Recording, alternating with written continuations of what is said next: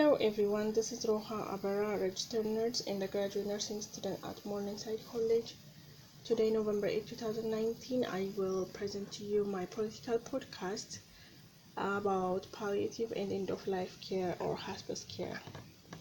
So, the contents that we will cover are purpose of the podcast and what hospice and palliative care means, a short introduction, and what I expect you guys to do as a result of listening to the podcast. Then we'll summarize.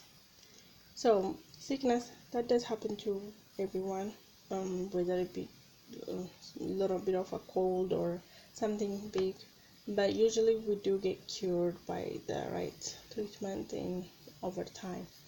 But today we'll be talking about something that does not get cured, and for people who are terminally ill, we do give a care that's called end of life care.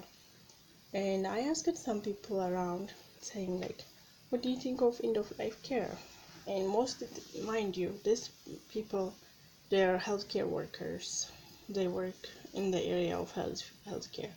And they all say that's basically giving up and being close to days, and we can't do anything about it. But I don't agree with that. So my intention in this political podcast is that we need to change the attitude, and we need to view end of life care as a precious gift, not giving up. So we need to have more healthcare personnel trained in the area to provide end of life care, and we need to increase accessibility because all the terminally ill patients need to have access to hospice and palliative care. And in order to do that, we need to increase the budget allocated. Before we get too deep in this, let's see what hospice and palliative care means. Palliative care is a treatment care to support people who are diagnosed with life-limiting illness.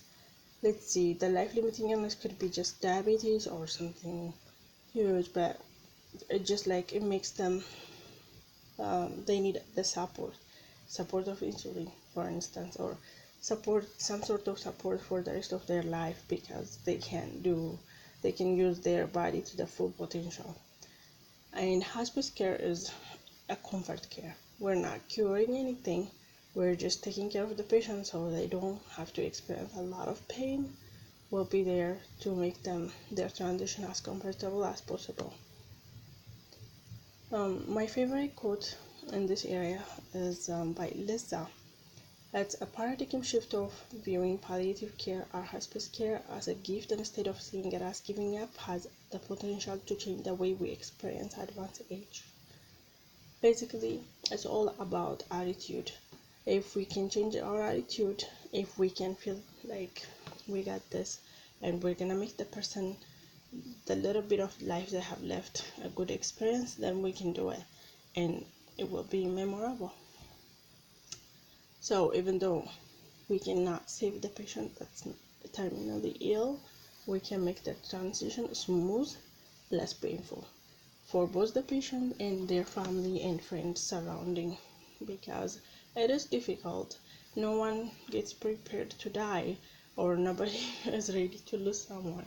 So it's really nice to have support when someone is dying. Okay, so advantages of this hospice and palliative care are for the patient. Let's see. First of all, they get to keep their dignity because they might not be able to do their ideals as they used to do, like activities of daily living, and they still have their dignity because somebody will be there to help them with that, and they will get access for care 24 hours a day, 7 days a week, no matter what. So that's a good thing, and they do get to have their affairs in order, because sometimes this happens before we know it, and sometimes we're not ready, we don't have everything together, so it helps a lot to make things in order.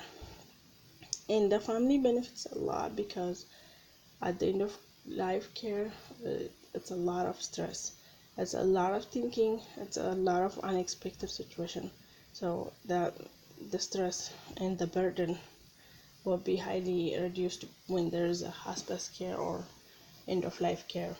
Overall, not just for the family and the patient, but also nationwide, it lowers the cost of healthcare, because when we provide comfort care alone, the cost of healthcare is minimal compared to, like, let's see, taking terminally diagnosed patient to the emergency department by ambulance, and doing some curative procedures.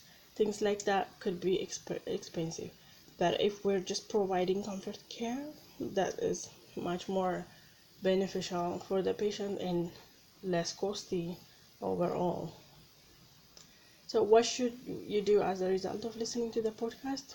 Well, be aware of the hospice and palliative care, and where to, contacts, things like that, and what they can do. Just know in detail, please. And also be willing to contribute your own effort. There's nothing little about this, because if you do a little part, that makes help somebody's transition be a better experience. Let's see, in the beginning of this podcast, or this whole political project, I did not know much about hospice care. So I read about it, and I did a little bit of my own research, and then I decided to become a hospice nurse. So I went and applied for Hospice of Zealand, and I got an interview, and I'm actually gonna start my job, which is very exciting because I get to contribute my own effort too. And also, the other thing I expect you guys to do is support the idea of designing a policy that recognizes end of life care, so everyone who deserves it can get access to it. Just like if someone goes to the ER, regardless of their ability to pay, regardless of anything, they get the treatment. So we should have hospice care and palliative care for everyone who deserves it too. So end of life is a part of life. So we need to care for it as we would care for life. We need to care for end of life, because at some point we'll get to experience it either on the patient side or the family and friend side. We can't stop this, but we can make the experience less painful for the dying and better, smooth experience for the family and friends.